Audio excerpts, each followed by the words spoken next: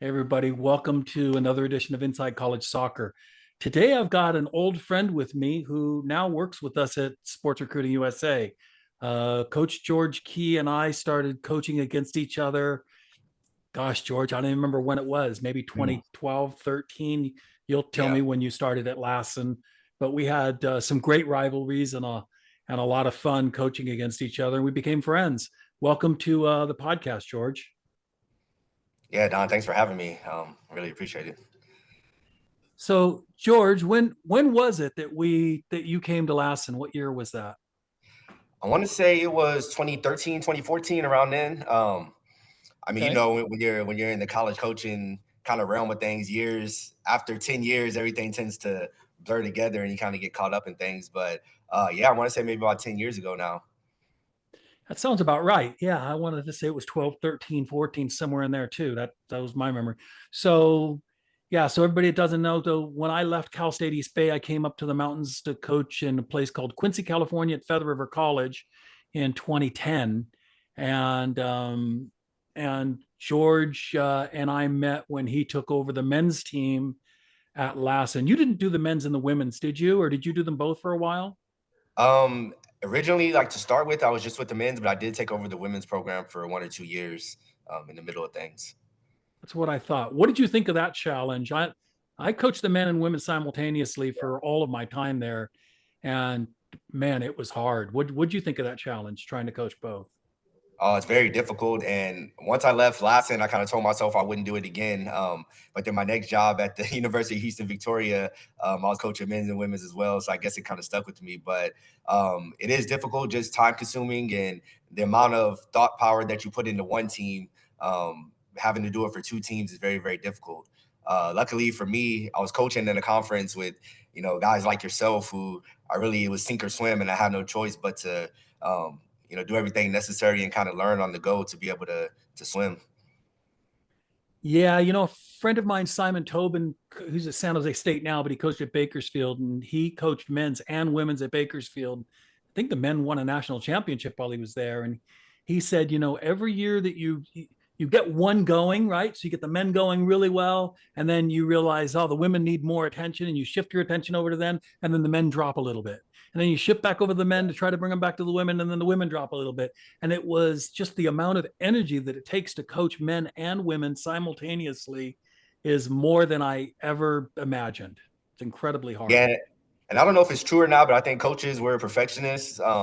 So we're always going to feel like one team's going to drop just a little bit. And now that I look back on it, I don't necessarily know if that's true, but we're always going to find out how we could have done better and things we could have done differently. So yeah, it does leave you with the feeling of, okay, this season maybe this team had a little bit more than the next season. But maybe I had too much attention on the other team. But there are a lot of positives that come with it as well. I think just being able to kind of clear the palate after maybe you have a bad session with one team, but then you have another session afterwards that you can, be able to redo things and really go home with a good feeling. And the same way for games, you can have a bad game, but you have to quickly shake it off because you have to coach another game right afterwards. And so a lot of positives that come with it, but definitely a lot of work. No mistake in Well, that. I think you're spot on. I mean, look, you and I both know coaches who just consider this a job. It's a paycheck. It's just a job. It's clear that they're not trying to win championships. But I think many of us coaches are what you said. I mean, we wanted to win, and we wanted to try to create the best experience possible for our kids, and that takes an incredible amount of energy. There's no doubt about that. I don't think you're wrong there, and I know you felt that way.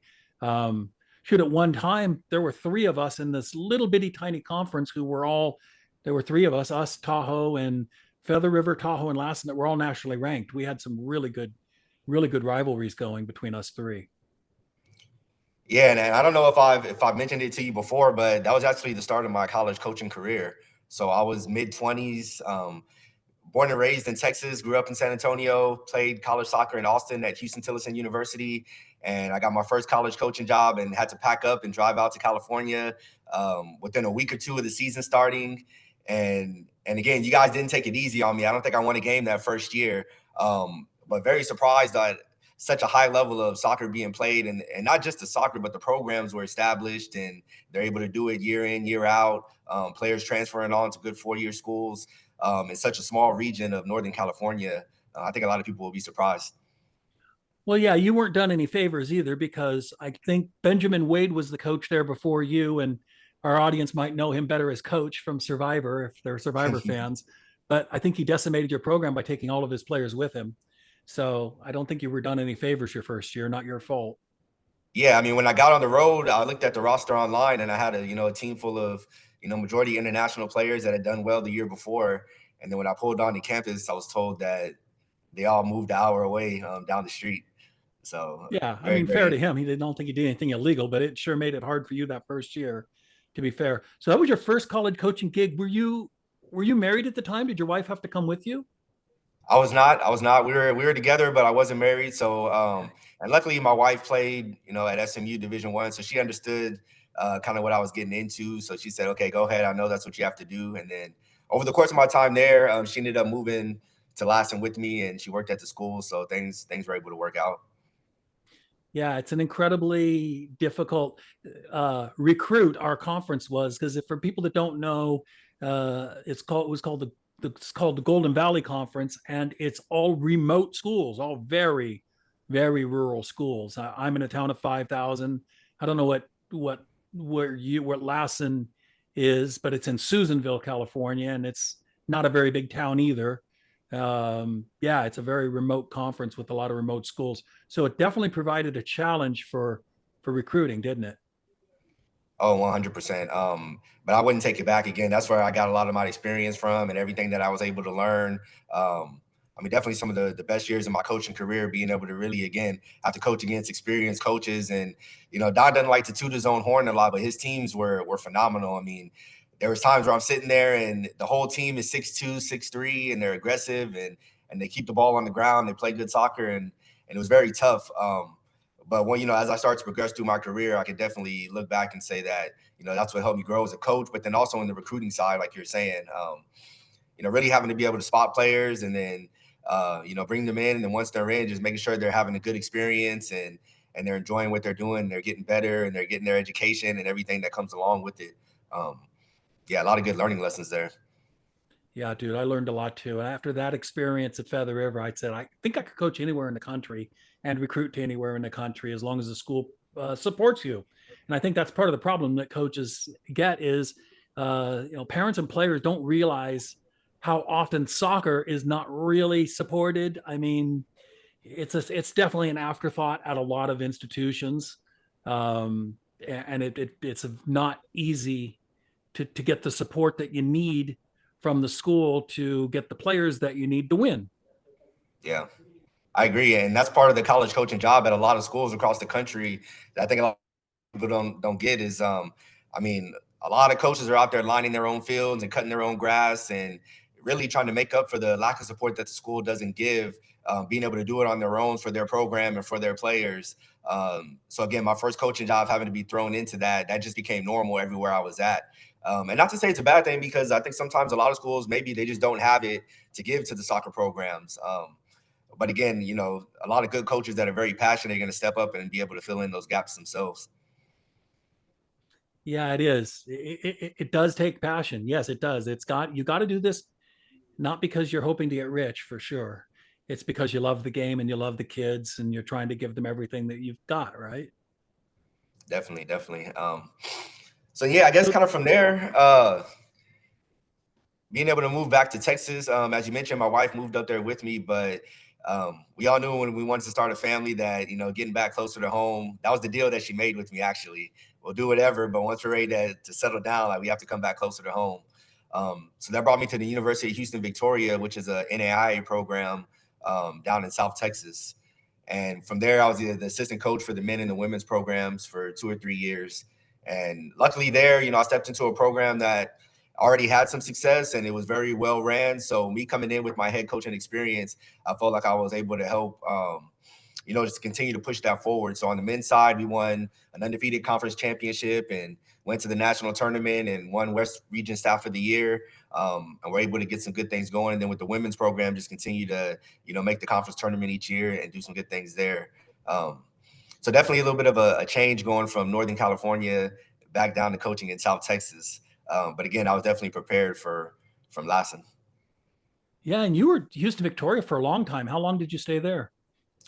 I was there 2 or 3 years, and actually I was there up until COVID. So I mean, Okay. everybody knows, yeah, once the lockdown hit, everything changed. So I'm not from Victoria, I'm from San Antonio. So when that happened, we moved back to San Antonio just to be closer to family and kind of make sure that everything was stable. And then that's how I made my change to Texas Lutheran University, um, where I've been at the past 4 or 5 years. Yeah. And how did you find that being, did you find that being a different experience than Houston, Victoria and Lassen? It was very much so. And yeah, I think I've been blessed to be able to coach at different levels. So as you mentioned, Lassen, we're a junior college. University of Houston, Victoria, we're a NAIA program, and I was able to work on the men's and women's side to be able to gain that experience. And then Texas Lutheran University, being a Division III program. And then once I got there, I was strictly on the men's side. By the time I left, working with great people and a great staff, I was able to leave as associate head coach. There's definitely differences between the three, just kind of junior college, NAIA, and Division III, and then also location as well. Being coaching closer to home definitely made a difference because now you have your family coming out to games and Yep. they're able to follow along a little bit more. Yeah, I don't know how it was for you coaching at Division III, but when I coached at Division III, see, I coached D2, D3, NAIA, and JC, and I often, in some ways, thought that Division III was the most difficult to recruit to. Uh, how did you feel about that? It has its challenges. I think the main thing is just Division III not offering the athletic scholarship. Would be the first hurdle, because every player likes to be able to say whether they're receiving a full ride or $100 scholarship, just to be able to say, I'm receiving an athletic scholarship. That makes it tough. But again, fortunately, where I was at, we had a great group of guys, a great culture in the team, a great coaching staff. Our head coach Eddie Salazar, has a real strong reputation. So really, it was about finding the right fit for the school. People who resonated with us, and we got them on campus, and they were able to see what we were about. If it fit them, then the recruiting was fairly easy. Yeah, that is so true. And a lot of coaches say that once they can get a kid onto campus and get their family onto campus and let them experience some of the campus life and the culture that campus offers, that they have a better time of getting a player to commit to them. Yeah, and I say fairly easy. It's not easy at all recruiting, no matter where you're at. But again, the challenges from Division III to NAI, I didn't find were they're still difficult. But it wasn't like one was more difficult than the other, and it may have been the Yeah, for me location. it was always a scholarship thing. Like, we'd have a we had a school. I would say they weren't a rival. They weren't in our conference. But when we were Division III, there was a school across the way that was Menlo, that was NAIA, and it was twice as much money as our school was. But if they gave a kid $1,000 scholarship Yeah, athletically, the kid would be willing to pay more money to go there to be able to say that they were on athletic scholarship. And of course, they did have some better programs maybe than we had, and it was a different type of a field. It was a private school, really good school out here in California. But the point is we were losing kids to schools that would just give them book scholarships because we couldn't give them anything. And it was like, dang, lost another one to them. It's like, that's crazy. And in that sense, I found it difficult. yeah, and that's still the same, and it was the same for me as well. I guess I wrapped my brain around that fairly early, and just knew that was gonna be the case, and that was gonna happen. Yeah, of How course, do you feel having been about at that? Lassen, you were trying to talk kids into paying $18,000 a year with no scholarships to come to a junior college in California. And I guess I hadn't had that experience yet when I was at D3, but boy, after that experience, I figured I could talk anybody into coming. Yeah, there you go. So it all goes back to those first couple of years of coaching, the junior college. Again, and you're going to hear a lot of no's in recruiting. I guess with anything you do in life, you're going to hear a lot of no's. So it really is just about being able to be persistent and keeping your head up and just continuing to work hard. Well, it's a sales job, right? Yeah. It really is. The recruiting piece is a sales job. It's can you see the positives, and can you listen to families and hear what they want, and then can you lay out for them, these are the things that you want, this is your end goal, and here's the pathway that we have that's going to help you reach that end goal that you're looking for. Absolutely. And really, like, coaching is a business. As coaches, it's almost as if we're entrepreneurs and we each run our own little business with our program because, as you said, recruiting being sales, and then you have to deal with budgets, and there's just so much that goes into it.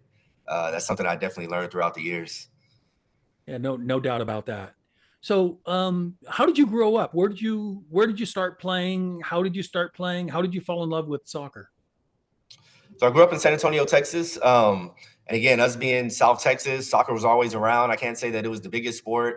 The school, I guess the high school in the area I grew up in was actually one of the better football schools in the state of Texas.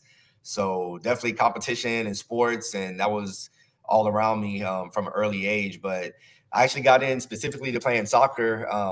Best friend of mine, best friend of the families, from the Caribbean islands, and kind of growing up next door to them, soccer was their main sport. So, uh, that's where I learned to play. And from there, got into some clubs, and uh, turned 13. I started, my first job was as a referee, and I refereed my way through high school, through college. So, really kind of just over the years, year by year, soccer has been just a part of my life since an early age.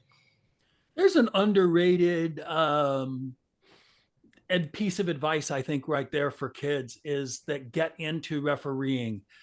I noticed with my son when he was probably 12, 13 when he started refereeing the really young ones, and I think I became a better coach when I started refereeing for sure. Yeah. And I was still playing when I was refereeing as an adult, and I know I became a better player. What did you notice about refereeing, do you think, that helped you in your playing career and coaching? Just little things, and I don't think because I was younger that I was focused on, okay, what can I learn from refereeing that I can take into playing, and then once I became a coach. But definitely when you reflect, it's I ref youth ages all the way through men's and women's league, so I think I was able to see a U8 team versus a under 40 women's team. Speed's going to kill at any level. Um, and you just start to notice little details about the game that transcend any level that you're coaching, whether it's boys, girls, men, women, youth, adult age groups. So for me, I found that very important just to kind of see, speed's going to kill. If height's gonna be very useful on restart situations and set pieces at any level. Just little parts of the game that are very important. I don't know if I would have seen just by playing, but being able to stand on the side of the field but still contribute to the games, I was able to learn. Yeah, I tell you what, as a referee, what I noticed is I learned to anticipate play much better. Mhm. You don't want to get hit by the ball, right? You got to stay out of the way. You can't be involved. So you learn to start to see the patterns of where the ball is most likely going to go next so that you Yeah. can jump on it. I mean, anybody who hasn't refereed, especially, high school aged and adults, uh, and especially in the men's game, it's fast. And you better be, if you're making calls 50, 60 yards off of a ball, one of the two teams is going to question your call because you weren't close. But if you Yeah. were within 15, 20 yards of the ball and they're 50, 60 yards away out on the sideline, they don't tend to question you very much. It's like, oh, he was right on top of it. He must have Yeah. seen something I didn't. So you had to learn real quick to notice when the big switches were going to happen and be there early, and when they were going to queue up to play it longer, or what they were trying to set the other team up for. But you definitely had to learn to anticipate quicker. And I know as a coach, it made me better, a much better coach, by having refereed first before I got into coaching at the higher levels. No, I can definitely see that. And also just as a referee, you have to be, just have to be focused throughout 90 minutes. Like, you can't afford to be a parent watching the game and kind of look at your phone or get distracted for 5 minutes. I mean, the entire time you're looking at the ball, you're looking at the players. Like you said, you're anticipating, you're communicating with the coaches and the players. So now as a coach, once I started coaching, it was like I'm very involved in the game from the first whistle to the last whistle. And I think refereeing was a part of that as well. Like, it just became natural. It also made me a lot more empathetic for referees. I mean, I used to, before I started refereeing, I think I was harder on the referees. And after I refereed, I thought, oh man, this is such a hard job.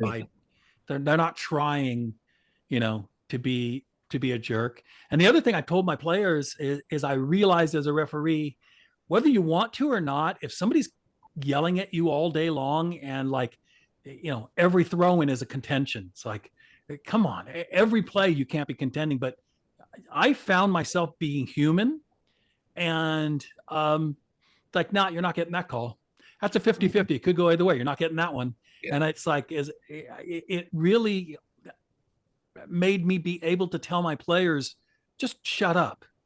Just shut up all the time. It's like, don't ever question anything, because they're just humans. And if you piss them off at that wrong moment, the call may not go your way. And it's not that they're intentionally doing it, but there's something subconscious about them doing it. And just shut up. Oh, absolutely. And then imagine if you have the same referee for, 3 or 4 games throughout the season. It's just sitting there subconscious for weeks and weeks and then Yeah. boiling over. Oh yeah, no, as coaches we do it. So, oh Lord, not this guy again. And if you feel that way about him, it means they probably don't like you, and it means they're probably going, oh yeah, wait till today. Yeah, I hope they shut up. And I've had coaches walk up to me in college and say, hey, by the way, last time that number 12 of yours was just mouthy the whole game. You might want to tell him to shut up today. Okay. You getting out in front of it? Yeah, wild. Okay, so you grew up and you were playing, and when did it become competitive for you as a player? Like, obviously, 7, 8, 9, 10 years old. I don't know. I think all I cared about was the snacks at halftime or something. I don't know. I don't remember a whole lot about those, but I remember when I was like 14, 13, 14, just wanting this more than anything. When did it kind of click in for you? I think I've always been competitive and wanting to be the best at everything I do. So that's always been there. I think in college is when I realized what I would need to do to be competitive. Being in the weight room, running on my own, not taking summers off or off seasons off, but continuing to progress and get better. So all those little things that come along with wanting. High school and middle school, it's like, yeah, you want to be the best, but that's kind of just in your head. But in college, I feel like it clicked just because I had a handful of coaches in college, but it actually turned out to be a good thing because I was able to get different perspectives, different coaching styles, and they were all good coaches. So in college, it really clicked for me of, okay, I'm going to have to put in the extra work if I say I love the game and this is something that I want to pursue. Did that click in right away your freshman year, or did you need that freshman? Was it like, oh, this is what it's like? And was it like from your sophomore year on? How did that go? I actually played 2 years and then I redshirted.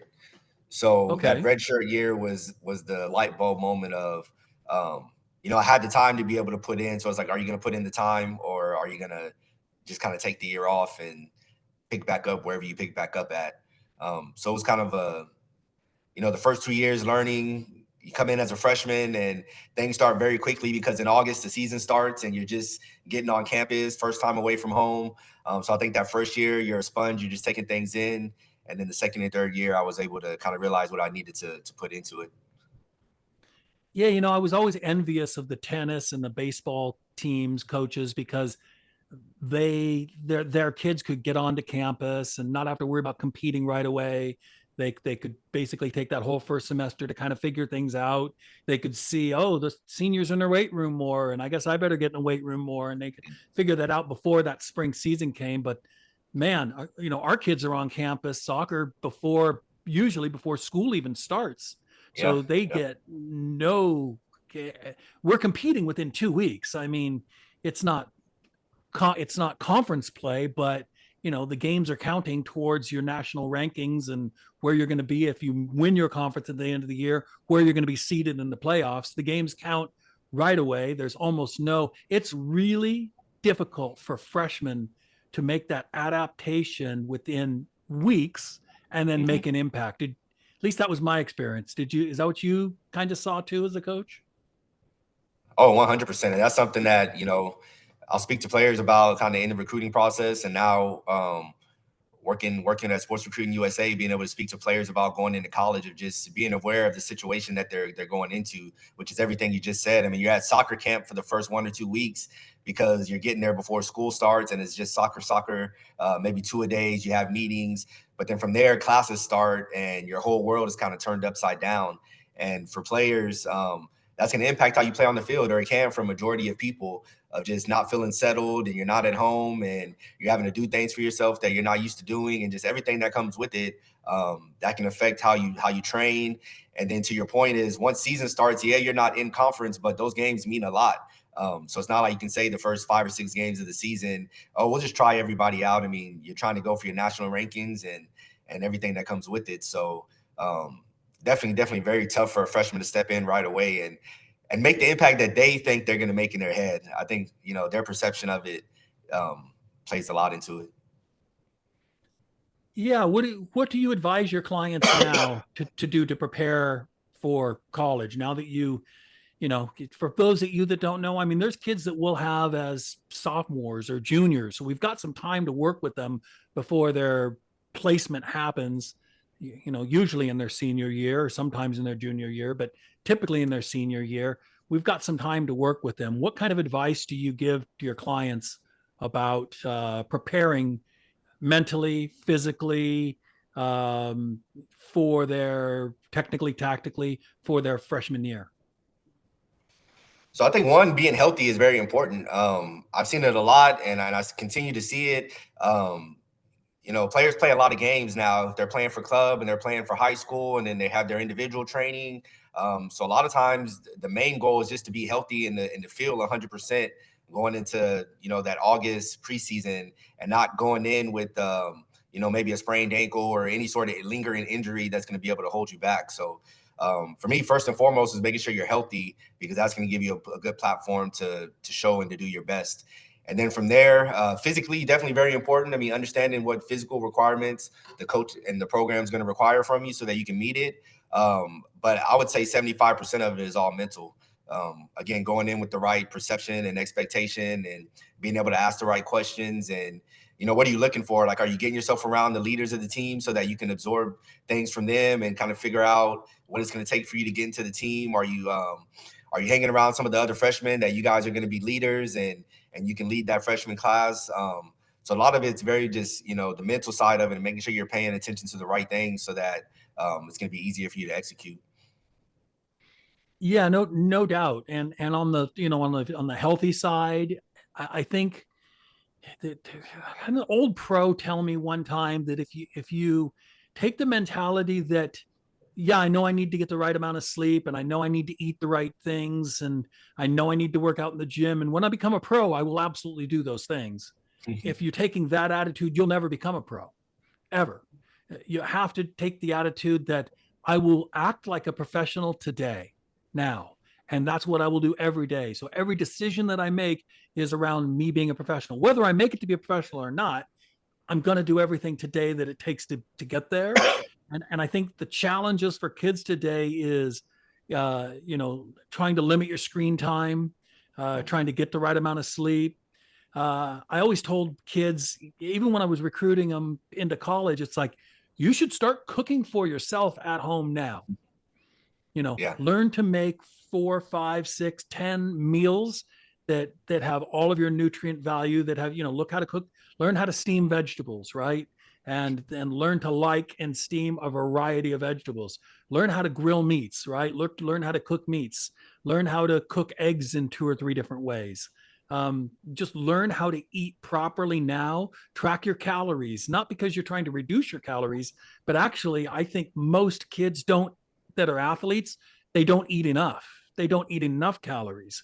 They eat just enough to keep themselves going, but they don't eat enough calories and the right kind of calories to fuel themselves. And I'm not talking, and I'm talking about thinking about what you're eating too, right? So that, Yeah. I mean, there were kids that you'd see that they were on the bus and they're eating Cheetos and they're eating gummy bears and they're eating, it's like, you're eating all the wrong things. And if you're hungry, learn how to eat the right things to fuel yourself, all the time. Again, treat yourself like a professional.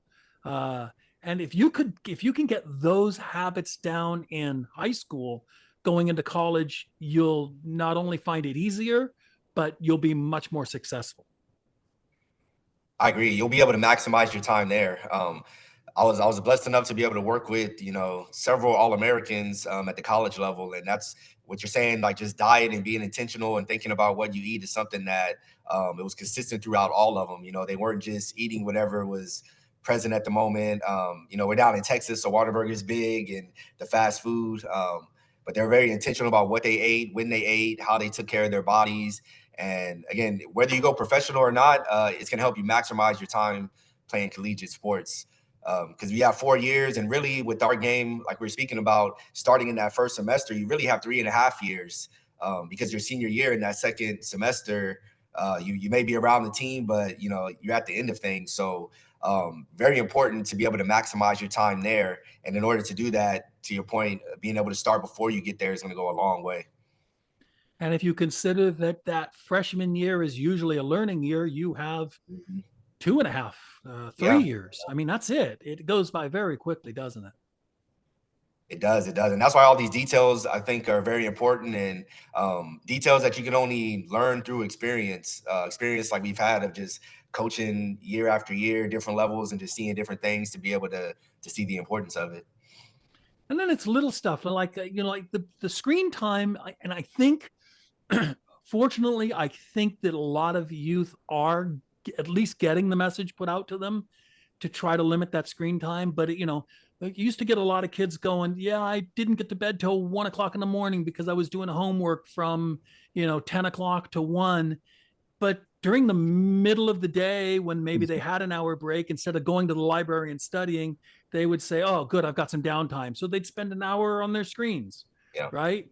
yeah, Going through Insta and going through Snapchat and checking out and going on TikTok. And, it doesn't take long on social media for an hour to just fly by like that. And all of a sudden you look down and you go, oh shoot, I got to get to my next class. And you could have been in the library during that time. So it's that discipline of knowing what your priorities have to be and being able to order those priorities in line. And all the experts tell you, at least an hour before bedtime, cut off all screen time, and you'll have a better, deeper sleep.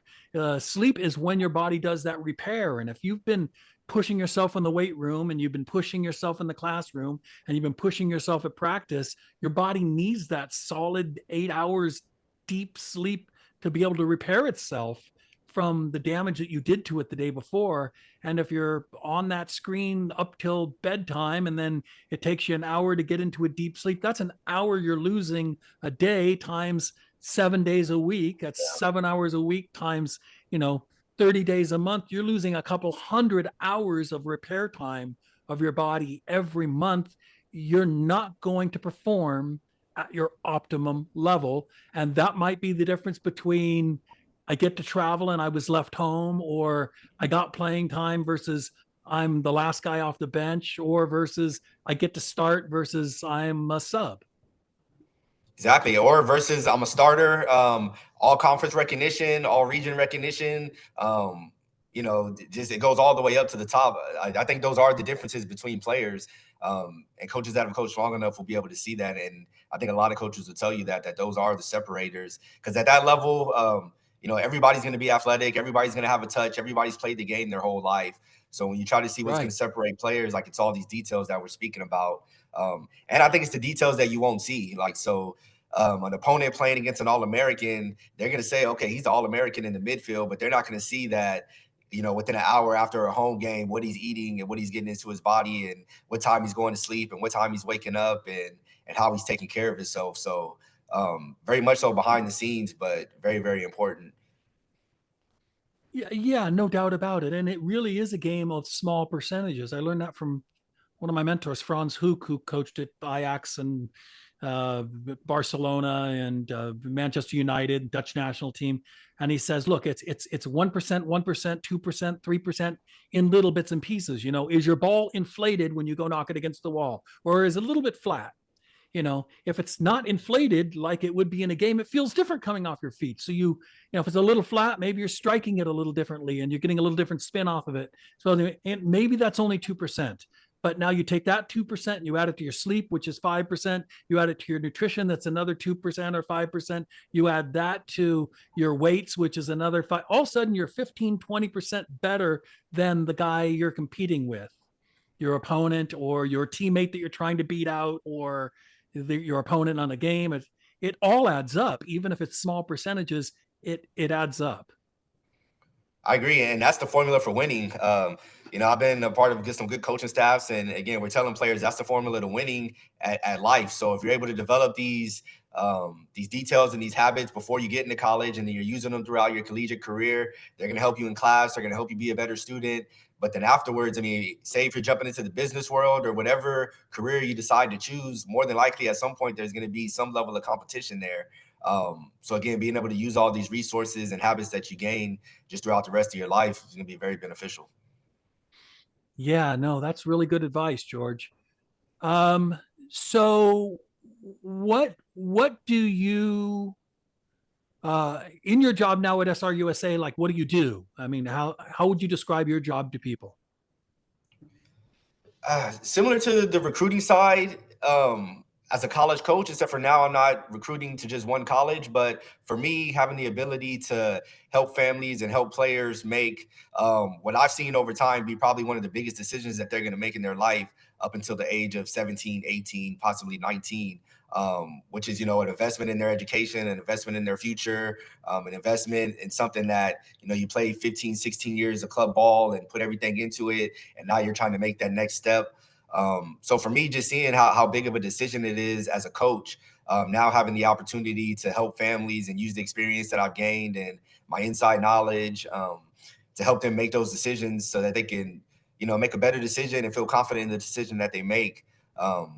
For me, that's the best part, and for me, that's what I look to do. Right on. So what types of things do you specifically do for your clients? So then from there, yeah, that was the broad thing. So now if we're going to get detailed, again, we're looking at a lot of education. So just giving families education on what the recruiting process looks like, what to expect, what certain things mean along their journey.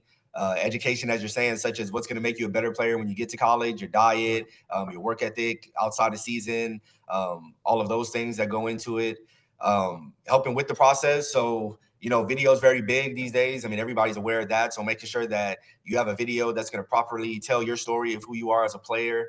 If you're a center back, but your videos, you in the midfield, playing as a number 6 or a number 8, but then you're saying I'm a center back, just making sure that things are in line with who you are as a player, something that's very big. And then also being able to knock on doors. I mean, we've kind of already spoken about my background as a coach and going from Texas to California and back.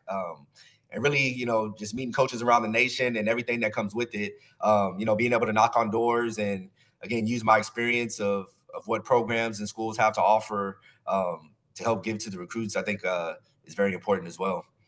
So really Do a you, lot that goes into that side of it, taking it from a broad statement of helping families make a good decision, a lot of details that go into it.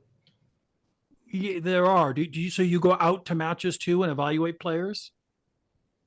Oh yes, 100%. I mean, I think that's one of the most important pieces, especially for me to really, to feel invested and to watch a player play and to be able to, if I'm going to give you advice on, how you can improve and continue to get better.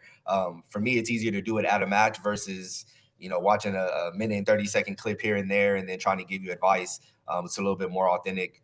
So yeah, it's definitely being able to get out to matches and watch you play and see how the progression comes throughout each season and each week. Very important, if possible. So yeah, that's a lot. I mean, yeah, and so for people that don't understand, we spend a extraordinary large part of our time finding out which college coaches need what and when they need it. So, do you still have needs for 2025? If so, what positions are you looking for? And, what will you need? What do you think you'll need for 2026? And then us, we have to know the levels. I'm sure you do like I do. I mean, I have an ESPN Plus subscription, so I'm watching the Division One games, and then, I'm watching the Division Two games through the live streams, and looking same thing for junior colleges. I know that level, and you do too, as well as anybody in the country, having teams that were nationally ranked and doing very well at that level. But and NAIA, same thing.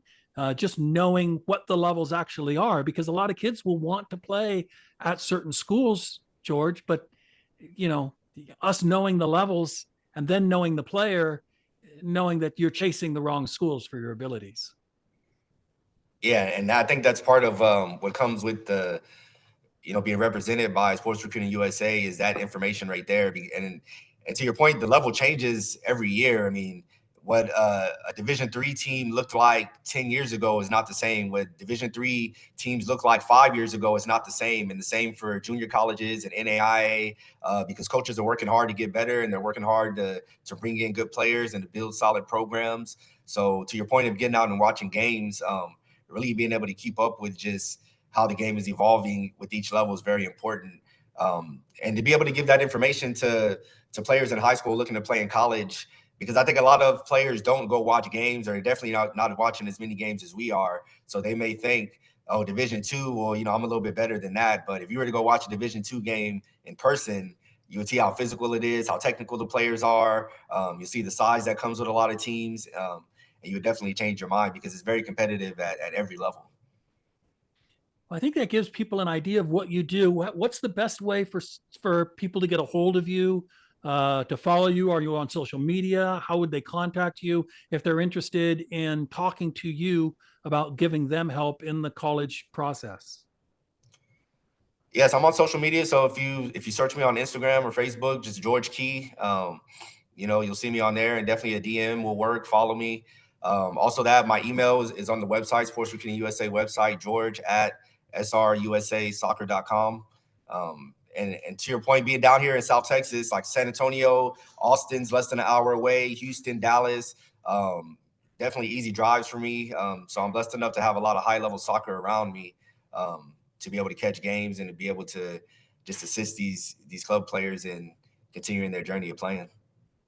Right on, George. Well, thanks for coming on Inside College Soccer. I really appreciate it. I'm sure this won't be the last time we'll have you on. Every once in a while, for those that have listened to us, we'll have staff discussions on specific topics. And I know we'll have one of those coming up soon, and we'll include you in on it because there are some massive rule changes that are coming down the pike. There's some lawsuits that are with the courts right now. Some crazy stuff is happening. I mean, just this year alone, if players that are playing in the NCAA that had that would have ended their eligibility in 25-26 if they had also played at a junior college suddenly are going to be able to play a fifth year 25-26. And if people have questions like that, they can always get a hold of George and get a hold of you and ask questions. But we've got some more lawsuits out there, so I know we'll have some special episodes coming up soon, and we're going to want your opinion on those. So I know we'll have you back on again very shortly. Oh, absolutely. Yeah. I mean, those are definitely very big changes, and I love to get back and give my thoughts on it. All right, George, have a good one, man. And I'll be talking to you soon. All right. Thanks, Don.